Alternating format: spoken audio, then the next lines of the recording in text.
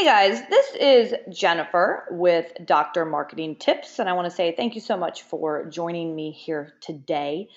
This is a subscriber webcast that I am giving. It's actually a recap of a presentation that I gave recently at the American Association for Orthopedic Surgeons at their leadership conference in Nashville. So what I'm going to be talking about for the next 20 minutes is utilizing social media to manage your reputation. I was actually on I took part in a panel discussion about communications for the modern medical practice. We discussed apps, social media, managing your reputation. We had two physicians that were on the panel, the president of the National Association and myself. So let's talk about utilizing social media to manage your reputation. So you might be wondering, who is this handsome gentleman? Well, this is the 20th President of the United States, James A. Garfield. And you might think, what does James Garfield have to do with social media and reputation management? So let me try to explain without getting too long-winded.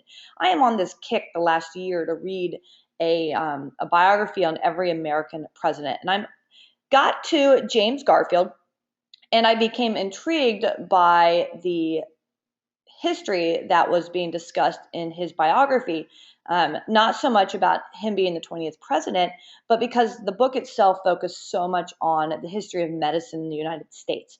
And it actually led me to go out there and read take kind of a hiatus from my presidents and get into trying to get a better understanding of, just historically speaking, of medicine in our country.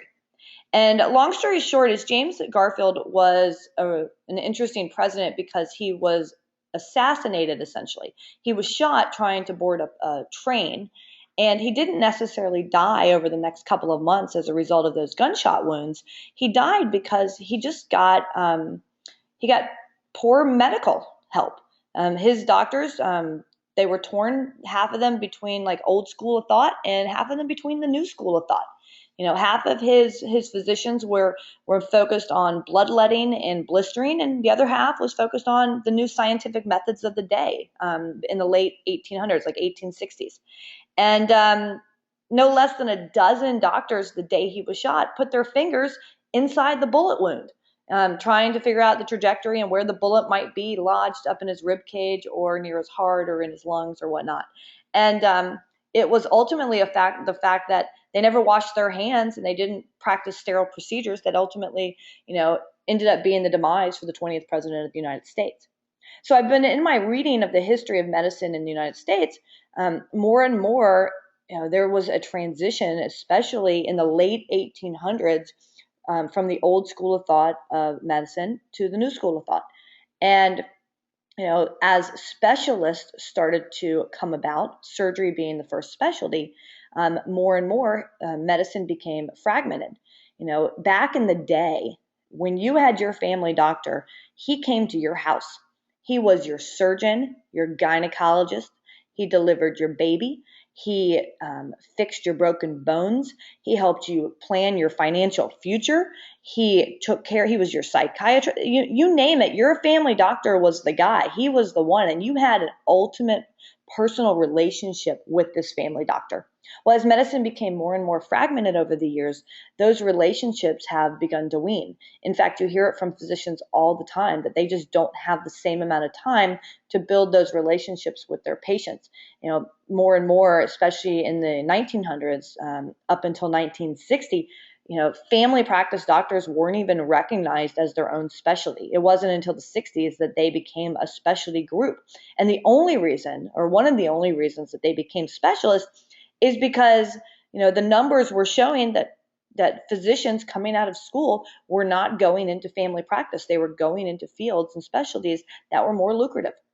And it's critical that we have family practice doctors and that we have general practitioners, and that if we don't have them, then it'll be more and more of a fragmented system, which I'm preaching to the choir here, because we all see how fragmented medical care is, especially when you're out there running a practice. So what does this have to do with social media? Well, plain and simple, modern tools, the technology of today, allows us to create this perception of a relationship between a practice or a physician and their patients. And as marketers, or those individuals responsible for marketing, we are able to utilize social media to A, build this perception of a relationship with our patient base, and B, to manage the reputation of our physicians. So that's kind of what my school of thought is, my thinking of 20th President of the United States, history of medicine, and how it all relates to the modern tools that we've got. Warren Buffett says it takes 20 years to build a reputation and it takes 5 minutes to ruin it. And the scary part is on minute 6 after you've ruined the reputation of a physician or of a practice or something negative's been said, it's always after the fact that you figure out that it's happened.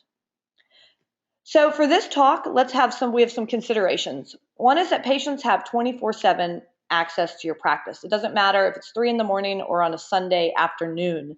Patients have access to your practice and they're out there talking about you. Now they can say and share whatever they want with the entire world. It's unfortunate that you cannot do the same, but the patient is absolutely in control. In a recent survey, 35% of respondents said they would leave a negative review versus less than a quarter said they'd actually leave a positive review. And we all know it, negative reviews are seen as more trustworthy and perceived as being of greater use. I bought a new TV recently and I was up at Best Buy and my husband and I looking at the TVs that we wanted to choose. And we went on our smartphones and we looked real quick at the reviews. And there was a TV that we had our heart set on, but there were 2 negative reviews related to it. And we ended up going with a different model because of those 2 negative reviews. 50% of consumers will stop doing business with the company if it takes the company longer than a week to respond to the complaint. You've seen it get out of control on Facebook all the time, where somebody complains about service at a restaurant, so then somebody else jumps on the bandwagon that they complain too, and then somebody else does it, and within a couple of hours, that complaint has kind of gone viral and it's taken over. And at that point, the restaurant's like, I can't respond to this complaint.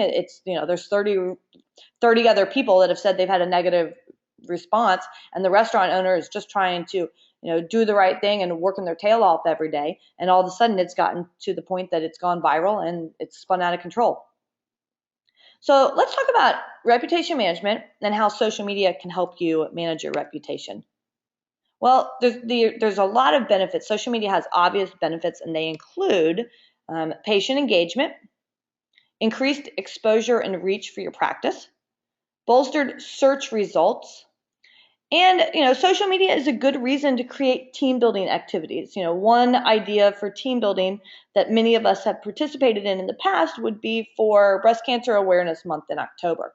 Maybe your practice has nothing to do with breast cancer, nothing to do with cancer in general. Maybe you are heart doctors. But you can still get involved in breast cancer awareness because all of us have been touched by cancer in some shape or form. And most of us have been touched by breast cancer. Somebody we know has had breast cancer. And Pink October is a national campaign. And what better way for you to get your employees together and have everybody wear pink on a particular day, and then take a photo of everybody in their pink and put it up on Facebook. You're kind of killing 2 birds with 1 stone. One is you're creating an opportunity for team building, which is always important in a business. And 2 is you are creating a relationship, and because you have something in common, everybody's been touched by cancer. You're putting it out on social media and you're creating an opportunity to bond with your patients or your potential patients. And social media can help you manage your reputation as well. So, quick case study using Yelp. We have a practice that we've done some work with, Windermere Medical Center. A doctor that was working with the hospital decided he wanted to go out on his own and open a multi-specialty practice in his community. And, he was busy getting the practice up and going, hiring his office manager and his staff, and he was starting to slowly get patients. And before he knew it, he had his focus so much on building the practice that before he even knew it, somebody had gone into Yelp and claimed his profile. And then patients were slowly beginning to leave reviews, but they were negative reviews. And all of a sudden, the doctor had just opened his doors a month before, and he's having to fight off a negative image of himself in the community. So our suggestion to this doctor was to get some of the patients that are having positive experiences and simply to ask them to go to Yelp and leave a positive review. We knew that if he did this through the law of averages, that it would average his the number of stars that he had. It would average them out because yes, he had negative reviews and it was showing a 1 out of 5 stars, but there were so few negative reviews because there were just so few reviews in general that if we could get a handful of positive ones, we knew it would have an impact. And here's the impact that it had. This is a screenshot of his front page of Google when you search his name. The first thing, which should be for everybody, is your website that shows up. Second thing is his Facebook presence shows up. And the third is his now 4.5 star rating with Yelp. So patient reviews, they happen on the regular social media sites too, especially on Facebook. And they're instant with a very large potential reach depending who your fans are. They often receive immediate feedback, both good and bad. The example that I gave you about the restaurant happens more often than not. And that feedback is like from your perceived trusted friends, even though, they're called friends on Facebook. And we all know that a lot of times it's frenemies, but the fact is it's perceived as a trusted source. Here's an example of a patient that went on and gave a negative review at a local practice. It says, worst place ever. Waiting time is ridiculous, and I've never experienced so much rudeness before. Here's the thing. This practice will never get this woman back as a patient. It's not going to happen. But other potential patients are watching the way that they respond to negative reviews. Now, you could just delete off the review, but for every one you delete, there's probably 3 that you don't see. And for a potential patient shopping around for a healthcare provider, if there are no negatives at all, don't you think for a second that they know that you've deleted off anything bad that's been said about you? It's my opinion and the opinion of Corey, and we give this advice all the time, that you leave the negative reviews there whenever you can. And you respond to them that in a way that does not admit blame, but that provides a solution. In this case, the practice said, hey, we're sorry you had a negative experience at our office. It's our goal to provide the highest quality care and services to our patients. And if you want to discuss this issue any further, here's a phone number that you can call because we want to hear from you. And when you respond to a negative review, you see that positive reviews follow. And this is the same practice with positive reviews that came out literally within weeks of that negative review. So here's a listing: Facebook, Twitter, YouTube, Google, Pinterest, Instagram, LinkedIn, and there's so many more of all these social media channels that you could be involved in. Now, when I was on the panel discussion in Nashville, I had a question that came to me, and it's basically said, look, I only have so much time. My practice manager doesn't have any extra time. I don't have a marketing person. I've got somebody in the front desk that's willing to help. But if I only have an hour or two a week, how am I going to be on all these social channels? And my response is, you don't need to be on these social channels. What you need to do is pick one and own it. Pick one that makes sense for you. For most practices, it makes sense to be on Facebook. Have one person, if they only have 2 hours a week, be responsible for having quality postings, responding to inquiries, complaints, advice, whatever, making sure that there's good photos, and just that you're in that space and you own it. Take a leadership role within that space. You're a small town, you want to be mayor of the small town. It's a PTA at the local high school, you want to be PTA president. Get in there and own that space. You will see dividends paying off for years if you put all of your energy in one social media space versus trying to be everything to everybody. So let's talk about measuring and tracking ORM. ORM stands for Online Reputation Management. My preferred method of tracking profiles and things that people are saying or not saying about the doctors that I work with is to do it manually. For years, I would try to pay a service or use one of these free services that would help me track everything. I still use Google Alerts. I just don't count on Google Alerts to give me everything. And I never could find a solution that was A, cost effective, and B, that actually gave me all the information I wanted. Repeatedly, I'd be paying a monthly subscription fee, and I would still have a doctor come to me and say, hey, why haven't you responded to this complaint from 2012 on this particular website? And the fact is, I didn't have an answer to it. I was paying for other people to do things for me, and I still wasn't getting the results that I needed. So I now track manually in a spreadsheet every account that I'm out there looking at. I'm Googling my doctors. I'm making sure that I know what's being said. I'm tracking negative responses, especially on a weekly or bi-weekly basis. And I'm out there with my canned response, and I am responding to negatives immediately. But there are some automated tools that you might like to use. And here's a brief list. Facebook Page Manager, I highly suggest. It's helpful just in that, if it's on a Sunday and you get something negative, you have Facebook Page Manager installed on your phone, and you can respond right there to a negative review, and you can see what's happening with it. Hyper Alerts is a great tool. It has a little asterisk next to it because it's going away. I'll be sad to see it go. But Corey tells me that they are going to open up the source code on it.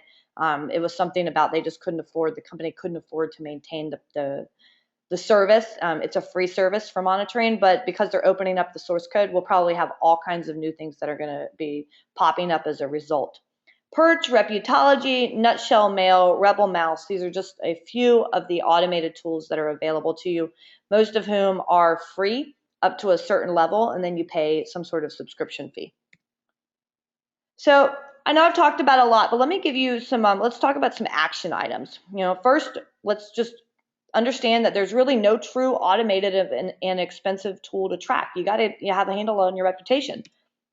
And ultimately, you're the one who's going to know what's current and what's correct as it relates to your doctors. You can hire somebody to do this for you, but are they going to be checking MPI numbers? Are they going to be checking to make sure that the specialties are listed properly and that nothing changes along the way? You still, even if you pay somebody, you still need to be tracking it yourself. It's always best to have a plan in place and to be proactive rather than flipping out on a Sunday afternoon because somebody goes online and bashes your practice. So here's some very specific action items. We suggest that you designate someone in your office to monitor weekly or bi-weekly all of your reputation management. Again, I use a spreadsheet, but you can use whatever it is that works for you. I recommend that you install account manager apps on your phone and tablet so that you can make it as easy as possible to track what's being said or what's happening on all your social media pages. Have a canned response and an action plan ready. You kind of know what people are going to say. They're going to complain about the wait time. They're going to complain that the doctor didn't spend enough time with them. They're going to complain that they got sent back to work too early, that the office wasn't clean, that the front desk person was rude to them. Come up with a handful of canned responses that you can tweak based on the scenario, and have an action plan in place so that if a complaint comes through on a Saturday or a Sunday or a 3 a.m, that you have a designated person that's going to respond to that complaint and not wait until Monday morning if you can help it. Create office signage to promote positive reviews. It's really easy, and if you're a Doctor Marketing Tips subscriber, we've got some of these available for you. And if there's something that we don't have, just shoot us an email. We'll have something created so that everybody can use it. But create a flyer. Grab the Facebook flyer that's available to you at the Doctor Marketing Tips members only area, and pop your logo in it and print it off and go put it in your patient waiting rooms. All it says is, hey, submit or tell us what you think on Facebook, or tell us what you think on Yelp. Those flyers go a long way. If you don't ask, you don't receive, and you can use the fact that you've got patients coming in and out of your practice all day long and all week long to help generate some positive reviews. And consider emails and surveys to help promote positive reviews. This is something we do a lot with the practices that we work with. And when I was on the panel discussion, Dr. Basil Besh, he's a hand surgeon over in California, he said he does the same thing. After you've had a positive patient experience and you're sitting down and you're doing follow-up anyway, just take a minute to shoot the patient a quick email. Said, hey, we really appreciate the fact that you chose our practice, and we hope that your experience was a positive one.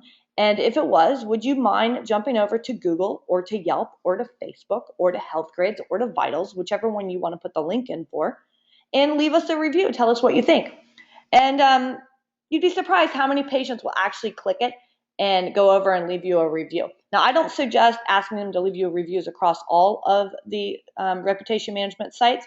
I would suggest that you pick the one that you want to focus on and you give them the link directly to your profile page.